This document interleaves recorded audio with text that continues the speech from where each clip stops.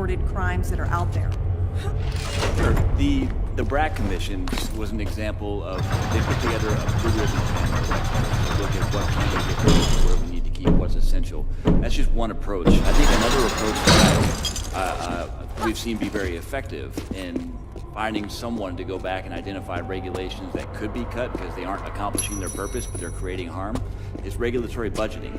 And this is where you put the agencies themselves on the task of finding old regulations that they've written and that they can get rid of.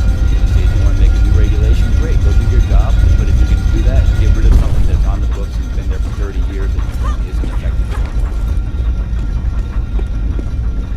And then you mentioned also that you particularly utilized data and research and analysis in your work in identifying where these problems might exist. Are there ways in which you think Congress could use the same types of tools to assist us in our work?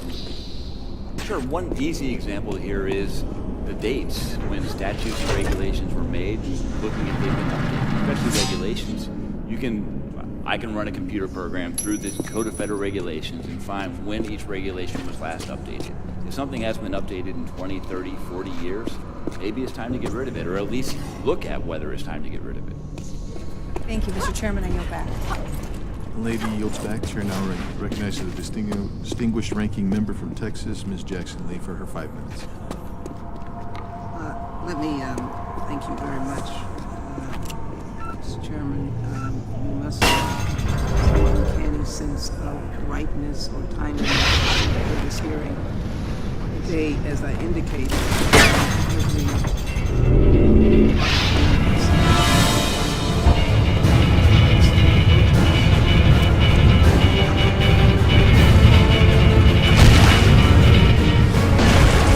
activity in particular, when it was extremely exercised, if you will. It was extremely engaged. Students had any myriad of activity to be engaged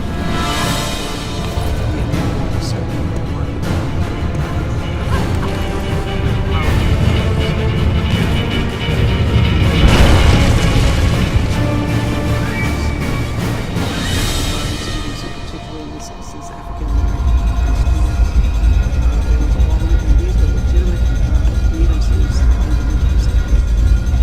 I am particularly grateful. I don't know, Mr. Chairman, whether or not we will have a new litany of offenses by the time we get out of this hearing. I hope not. I hope that we will not, design more grievances, Ms. Tyler and others, for our college students to be charged with. This is a scenario of free speech, protests. I can't imagine what else and hope.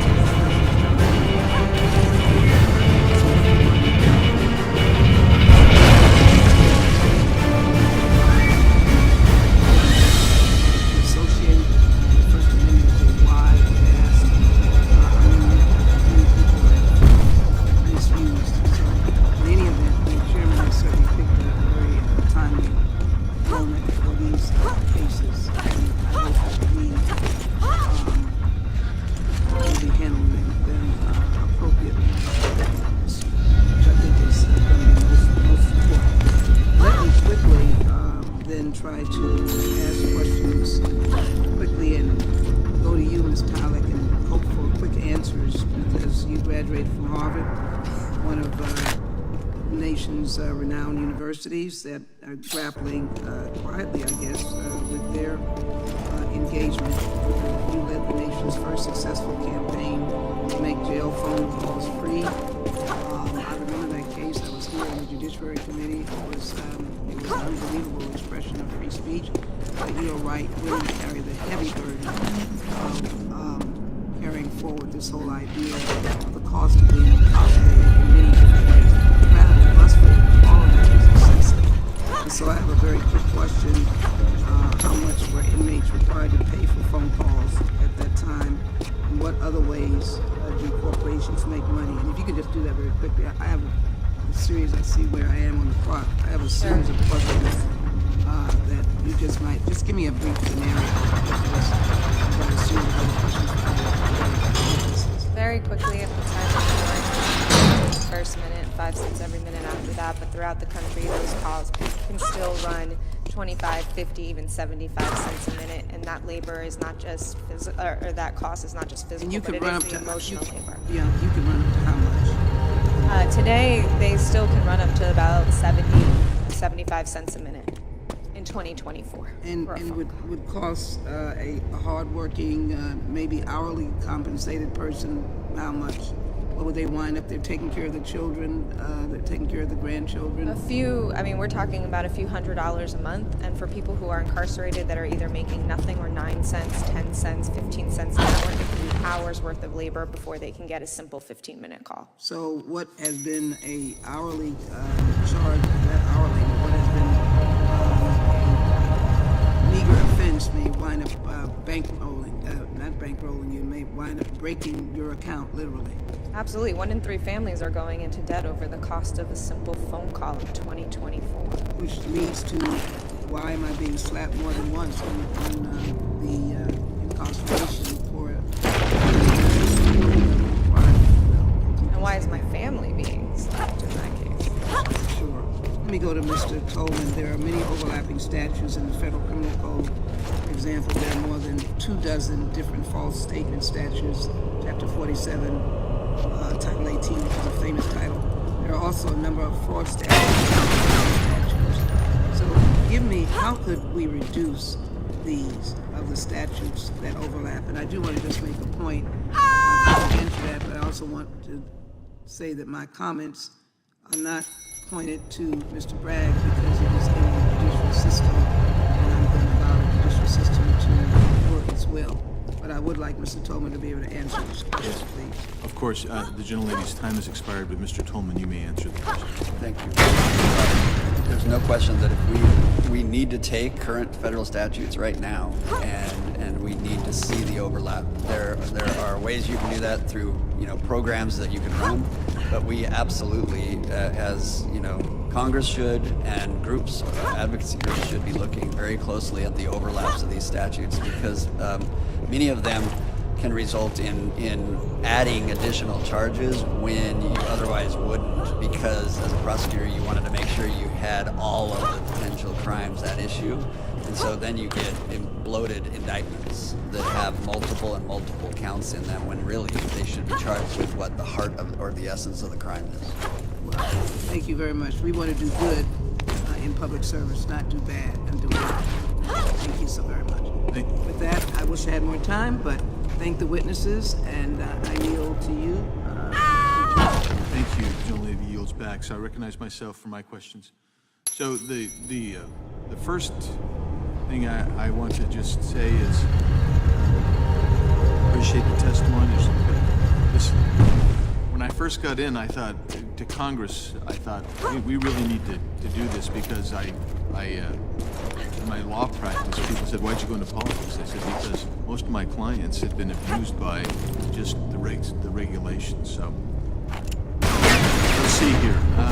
I'm going to ask all of you this question before, and I want you to think about it because I appreciate all of you have produced in your documents and in your testimony today some reform movement that you think we should do. I want each one of you to give us the lowest hanging fruit because that's always the easiest for Congress to do. As I like to say, I'm willing to do it is the least I can do. I'm always happy to do the least I can do. So that's kind of the Congress's attitude on this. So if we want to do that, we do that. But in speaking to that, I also want us to focus on really what Congress can do because we have actually been derelict in our duty. And that's the problem. We need now to be active. And I know that, and you don't say the mens rea thing because we all agree on the mens rea thing. Okay, so I need something else besides the mens rea issue, okay? So, Ms. Tylik, you had, I think, about 20 different forms that you put in yours. So if you could just give me your top one, your number one, that'd be good. I don't know if it's the lowest hanging fruit, but I do think ending the exception in the 13th Amendment is a critical step for our country. And in the 200 that's coming, I would say that. Okay, you're right. That may not be the lowest hanging fruit. Okay, make phone calls free in federal prisons permanent. You already did it in the CARES Act. We can just make it permanent. Okay, that may be the lowest hanging fruit, but I'll take a look at your other proposal there. Thank you, Ms. Tyler. Mr. Tolman. Thank you, Mr. Chairman. I would very strongly urge, you've obviously talked about mens rea, everybody understands that passage alone would be the largest Band-Aid until you could deregulate. And so I would then say deregulation, and if you do have, President Trump put in place, if you're going to pass regulation, you've got to get rid of two. And whatever you think about it, that was really good governance. And the Congress forcing the agencies to do that would probably be the most important thing they could do immediately. Thank you, Mr. McCloughan. I agree with Mr. Tolman. Changing the incentives of regulatory agencies to review their own regulations, the old ones, to identify duplication or contradiction. You could accomplish that through a regulatory budget, such as the 1 in, 2 out, or other means as well. I think that's the lowest hanging fruit. Make agencies review their own rules and get rid of ones that aren't effective. Thank you, Doctor. Mr. Patel. I would associate myself with those, so I'll take a slightly different tact. I think there are other bills before Congress right now that might really be interesting, that do things to ameliorate what's already incarcerated in society. Some of the burden of the Oversight Act. Now, Oversight Committee, maybe unanimously, but overwhelmingly bipartisan support. I think there's also a bill to Safer Supervision Act. Would help incentivize moving folks who are compliant, who serve their term and are compliant with their terms of their release into society more quickly, so we can focus on the more dangerous folks within the system. And the other would be the Clean Slate Act, which we mentioned. We were talking about the host of collateral consequences that we have. As the lower level of who have committed nonviolent crimes, you would seal their record after they complete their sentence and complete their supervision without committing new crimes. You'd seal their record so that it would be easier for them to get housing, get to get jobs, re-enter back into communities. Once again, removing them out of the criminal justice system so that we can refocus our criminal justice system on the most dangerous. And really, I'd love to see something done with clearance rates, which are really quite low. Thank you. And I'll just say that a couple things that I've thought of. I appreciate your suggestion that some of these civil penalties, and I couldn't help but think of the ranking member's discussion of the explosion in Texas City. Is that where it was? Texas City. There was no reason, quite frankly, in my mind, for the feds to get involved. You could have prosecuted the execs who had overt violations of the safety regs for manslaughter, at least. It also facilitated civil rewards, which is actually really what you needed when people are maimed or killed. So that's one thing. The other one is maybe, and I'm really reticent to believe that bureaucratic institutions are going to give up their power base. I really don't think that's where they want to go. So maybe Congress needs to every time take a real good look at the rule-making process, because that's how these things occur. Number two is maybe Congress, like we do with constitutionality, you have to put something in the bill that's constitutional. You have to be able to say maybe whether you intend or don't intend for there to be some kind of criminal punishment involved in this course. I appreciate all the testimony. There's a lot to come out of this. I think it's actually a very complex issue that has some simple solutions in part that we need to take those first steps. And so I appreciate all your testimony today. Thank you.